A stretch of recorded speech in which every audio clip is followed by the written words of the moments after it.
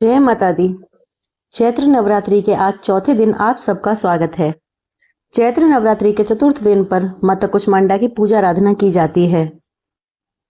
इसे देवी दुर्गा का चतुर्थ स्वरूप माना जाता है। देवी कुष्मांडा मुस्कुराती हुई देवी के नाम से भी जानी जाती हैं, जिनकी 8 भुजाएं हैं और अपने हाथों में अनेक प्रकार के अस्त्र शस्त्र धारण करती हैं। तो चलिए, आज चैत्र मास के चतुर्थ दिन पर हम देवी कुष्मांडा से जुड़ी हुई एक पौराणिक कथा का श्रवण करते हैं। माँ दुर्गा से जुड़े एक पुराण में कहा गया है कि इस ब्रह्मांड की सृष्टि से पहले केवल अंधकार था और उस समय देवी कुष्मांडा ने ही इस ब्रह्मांड की उत्पत्ति की जिसमें हम रहते हैं। लेकिन देवी कुष्मांडा का निवास स्थान कहाँ पर है? कहते हैं कि सूर्य के मूल में देवी कुष्मांडा निवास करती हैं, बल्कि यूं कहें कि सूर्य में ऊर्जा और गर्मी भी वही प्रदान करती हैं। वह देवी कुष्मांडा हैं जो सूर्य को दिशा प्रदान करती हैं। जब यह ब्रह्मांड नहीं था तो देवी कुष्मांडा ने अपनी असीमित शक्ति से एक छोटा अंड उत्पन्न किया था, जो इस ब्रह्मांड में परिवर्तित हो गया था। जब देवी कुष्मांडा ने इस ब्रह्मांड का निर्माण किया तो सर्वप्रथम उन्होंने अपने 3 नेत्रों द्वारा 3 देवियों को उत्पन्न किया। उनकी बाएं नेत्र से देवी महाकाली उत्पन्न हुई, जो कि भयंकर स्वरूप धारण किए हुए थी। उनकी दाएं नेत्र से मुस्कुराती हुई देवी महासरस्वती प्रकट हुई। उनके तीसरे नेत्र से देवी महालक्ष्मी का उदय हुआ। कहते हैं कि यह तीनों देवियां पृथ्वी की सबसे पहले जीवन स्वरूप थीं।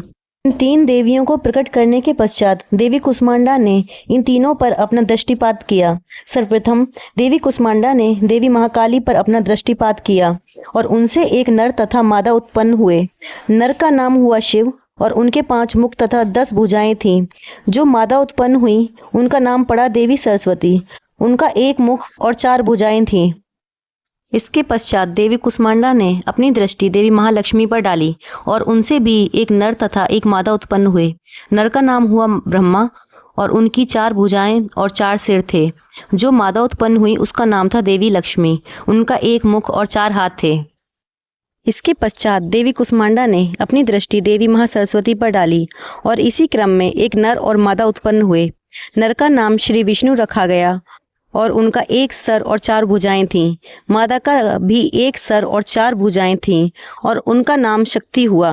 और इस प्रकार जैसे कि आप जानते हैं, देवी लक्ष्मी ने भगवान विष्णु को अपने वर के रूप में चुना, शक्ति ने भगवान शिव से विवाह किया और देवी सरस्वती भगवान ब्रह्मा की अर्धांगिनी हुई।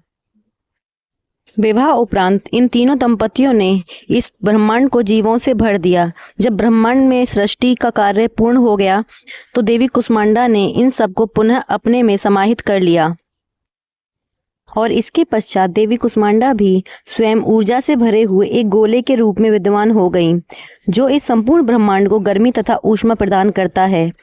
तो यह थी पुराणों में वर्णित देवी कुष्मांडा की पौराणिक कथा। नवरात्रि के चौथे दिन देवी कुष्मांडा की पूजा आराधना करने का प्रावधान है। उनकी पूजा करने के लिए प्रातःकाल ब्रह्म मुहूर्त में उठकर स्नान इत्यादि से स्वच्छ होकर एक स्थान पर माता का विग्रह स्थापित करना चाहिए। इसके पश्चात उन्हें शुद्ध जल और पंचामृत से स्नान करवाएं। तत्पश्चात कुष्मांडा का स्मरण करके उनको धूप, गंध, अक्षत, लाल पुष्प, सफेद कुमड़ा फल, सूखे मेवे और सौभाग्य का सामान अर्पित करना चाहिए। उन्हें लाल रंग के वस्त्र, लाल चूड़ियां अथवा श्रृंगार के लाल वस्तुएं अत्यंत प्रिय हैं। इस दिन साधक का मन अनाहत चक्र में स्थित होता है और इसलिए इस दिन उसे अत्यंत पवित्र और अचंचल मन द्वारा माता कुष्मांडा के स्वरूप को ध्यान में रखकर पूजा और उपासना करनी चाहिए। माँ कुष्मांडा की उपासना से भक्तों के समस्त रोग और शोक नष्ट हो जाते हैं। इनकी भक्ति द्वारा आयु, यश, बल और आरोग्य में वृद्धि होती है। माँ कुष्मांडा अत्यंत अल्प सेवा और भक्ति द्वारा भी प्रसन्न हो जाती हैं। इसलिए मनुष्य को सच्चे हृदय से उनके शरणागत होना चाहिए और जब वह ऐसा करता है तो वह अत्यंत सरलता से परम पद की प्राप्ति कर सकता है। मनुष्य को शास्त्रों और पुराणों में वर्णित विधि विधान के अनुसार माँ दुर्गा की उपासना और भक्ति के मार्ग में अहर्निश अग्रसर होने की प्रार्थना करनी चाहिए। माँ की भक्ति मार्ग पर कुछ ही कदम आगे बढ़ने पर भक्त को उनकी कृपा का सूक्ष्म दम अनुभव होने लगता है। यह दुख स्वरूप संसार उसके लिए सुखद और सुगम बन जाता है। माँ की उपासना मनुष्य को सहज भाव से ही भवसागर से पार उतारने के लिए सर्वाधिक सुगम और अनुकूल मार्ग है। माँ कुष्मांडा की उपासना मनुष्य को हर प्रकार की आदि, व्याधि और उपाधि से मुक्त कर देती है उसे सुख समृद्धि और उन्नति की ओर ले जाती है। को जानकर आश्चर्य होगा कि देवी कुष्मांडा को समर्पित एक भव्य मंदिर भारत में भी स्थित है।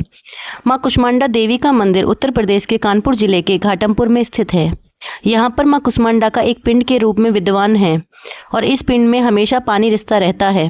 स्थानीय लोगों का मानना है कि मंदिर में अर्पित किया जाने वाला पानी कई दुखों का निवारण करता है और इसके साथ ही इस पानी को आंखों में लगाने से आंखों की रोशनी बढ़ती है। सन 1380 में राजा घाटम देव हुए, जो कि इस स्थान पर देवी कुष्मांडा के दर्शन के लिए आए थे और उन्होंने ही अपने नाम से घाटमपुर कस्बे को बसा दिया और देवी के लिए एक भव्य मंदिर का निर्माण किया। सन 1890 में इस मंदिर का पुनः निर्माण करवाया गया और यहाँ पर रहने वाले स्थानीय बंजारों के समुदाय ने यहाँ पर एक मठ की नींव भी रखी। उत्तर प्रदेश का कानपुर देश के सभी प्रमुख शहरों से रेल, सड़क और हवाई मार्ग से जुड़ा हुआ है। यहाँ पर आप किसी भी माध्यम से पहुँच सकते हैं। इसके अतिरिक्त देश में देवी कुष्मांडा को समर्पित कुछ अन्य मंदिर भी हैं। तो यह थी चैत्र नवरात्रि के उपलक्ष्य में चौथे दिन पर देवी कुष्मांडा की पौराणिक कथा और उनसे जुड़ी हुई विशेष जानकारी। यह वीडियो आपको कैसी लगी यह हमें नीचे कमेंट बॉक्स में लिखकर ज़रूर बताइएगा। और अगर आप पहली बार इस चैनल पर आए हैं और अभी तक आपने सब्सक्राइब नहीं किया तो याद से नीचे सब्सक्राइब बटन पर क्लिक कर दीजिए और नोटिफिकेशन भी ऑन कर लीजिए ताकि नवरात्रि की आने वाली कथाओं को भी आप बिना मिस किए सुन सकें। और हम आपसे मिलेंगे नवरात्रि के 5वें दिन की कथा के साथ बहुत जल्द। जय माता दी।